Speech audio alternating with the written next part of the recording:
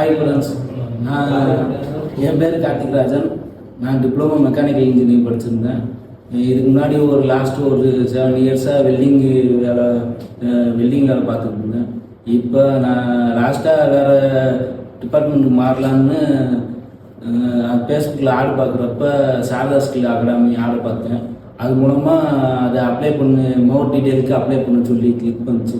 Apply பண்ணி அவங்களே Saradha skill அகாடமிலேருந்து எனக்கு கால் பண்ணியிருந்தாங்க. அது மூலமாக அவங்க மோர் டீட்டெயில் கேட்டேன். அவங்க புட் அண்ட் அக்கௌண்டேஷனோட தமிழ்நாடு டிஎன் ஸ்கில் மூலமாக எனக்கு ஒரு ஆப்பர்ச்சுனிட்டி கொடுத்தாங்க.